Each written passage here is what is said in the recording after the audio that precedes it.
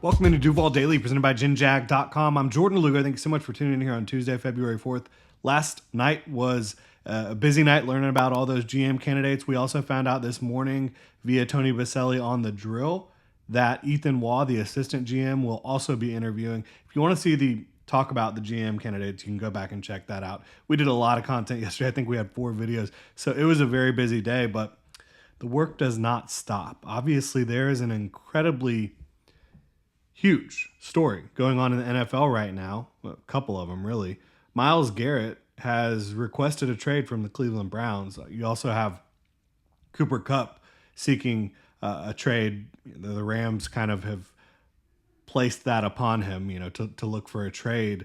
So we're not going to talk about Cooper Kupp right now as much as Myles Garrett. Cooper Kupp, obviously, he's had trouble staying healthy recently and maybe not at the height of his powers, right? But still a very talented receiver and someone who does have, years and years of experience working with Liam Cohen. So that's just something to keep in mind. Not saying the Jaguars should make a move there. Just, again, there is a connection. So you might want to monitor that.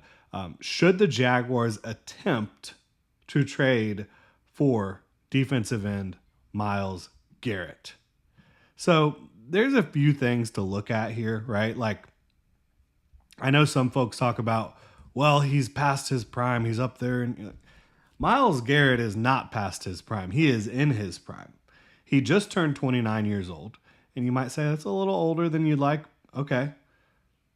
He is the most dominant football player on the defensive line in the NFL right now, bar none.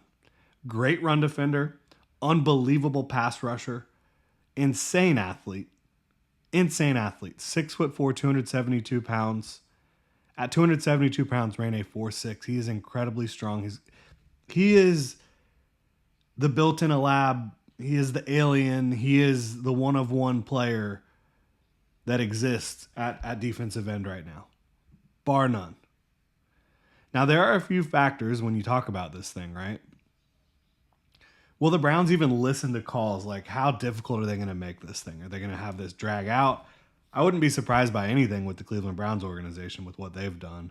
And you want to have respect for like Stefanski and their front office, but the way they handled the Deshaun Watson trade just gives me very little confidence that they'll actually do anything properly in the way they've handled the quarterback situation. So that's a hurdle you have to cross. Like, are the Browns actually going to play ball? If you cross that hurdle, then would Myles Garrett actually want to come to Jacksonville? He's talking about winning a Super Bowl. I believe the Jaguars are headed in the right direction. That remains to be seen if that's the case or not. We've got a lot of time to figure that out. But would Myles Garrett view this as a situation where he could potentially compete? I don't know. I have no clue, right? But if you check those 2 boxes, then you can start talking about, okay, can the Jaguars get in on this potentially, right? And we're going to continue talking about that. Wanted to remind y'all, if you enjoy the content, please like and subscribe. This is the final day to pre-order our Lawrence Cohen 25 t-shirts available at genjag.com/shop. You can go check those out right now. So again, if you check those 2 boxes with Myles Garrett, the Browns willing to play ball, Myles Garrett being open to coming to Jacksonville, what's it going to take to land him? Are you willing to give up the 5th pick and next year's first and a player for Myles Garrett? I think that's what it would cost. We have no way of knowing if a team would just blow the doors down and offer 2 firsts plus more draft capital plus, like, who knows? Who knows what a team would offer for Myles Garrett? I've seen the Khalil Mack trade get brought up. Look, Khalil Mack, great player. He's not Myles Garrett. Never was. I think, though, if I had to guess, 2 firsts plus a big-time player would probably do it. And again, because the Jaguars have that top 5 pick, that could be a massive swaying point for the Browns. Because the Browns, that would give them 2 top 5 picks to rebuild this thing really quickly. That could be enticing, right? That could be really enticing for the Cleveland Browns. And would I be willing to do it? So you're missing out on the opportunity cost of whoever you could take at 5, whoever you would take at 5, and whatever you would take in the first round next year, and the player that you're going to give up. And I tweeted this out. My only untouchable players are Trevor Lawrence, Brian Thomas Jr., and Josh Hines Allen. Point blank, period. That's it. I'd be willing to give up anybody else. So you're talking about losing a starter, probably a young player that the Browns think is ascending. Maybe Trayvon, good player, not Myles Garrett, not Josh Hines Allen, right? So you're missing out on whatever opportunity cost you have at 5, what you have next year in the first round, and a player. And look, if this was any other player, for the most part, I would say Trayvon is untouchable. But when you're talking about trading for Myles Garrett, everything's on the table.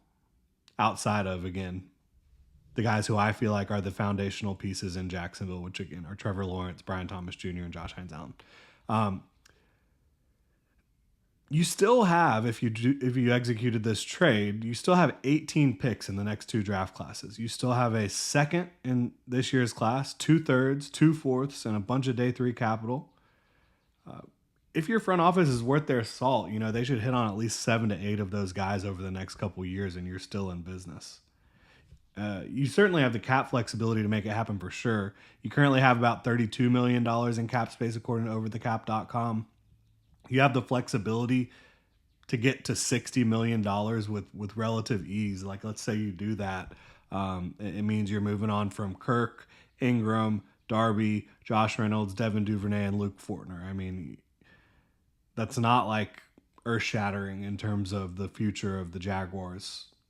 Obviously, Kirk and Ingram are 2 big receiving targets that you've had that have a connection with Lawrence, but Brian Thomas Jr. is the future there. Brenton Strange is the future there.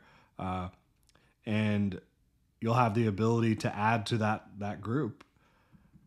Certainly. So, and I know Luke Fortner has the connection with Liam Cohen, but that wouldn't be stopping me. So you clear the cap space you want to clear. And you could keep Ingram. In this scenario, you could keep Ingram. You don't have to clear that cap space to make this work, right? Let's say you sign him to a new deal, which would reduce his cap hit in 2025, an extension, probably 3 years, 4 years, whatever. You can easily manage this thing, and the new deal would probably be about $36 million per year, making him the highest paid edge player in the NFL. Make sure that's accurate. I believe Nick Bosa is at about 34.5 million, and he's the only one in the 30s, but obviously Myles Garrett deserves to be up there. Nick Bosa, 34 million. So let's say $35 million deal, right? You're probably looking at a year 1 cap hit, and it's an extension. It's not just a brand new deal. So you've got a couple years left, but probably looking at a year 1 cap hit in the mid to high teens. You can say like 17 million, something like that. You have tons of future cap space. You would still have over $40 million in cap space if you executed those moves I was talking about. If you take off the Evan Ingram one, you still have close to $40 million. That's probably what I'd be looking at. You still have plenty of cap space to sign a cornerback to a 3-year deal, a guard to a 3-year deal, 2 safeties in my mind I think you should be looking at to 3-year deals. And you still have cap space for the draft class and maybe sign a backup edge, whatever it may be.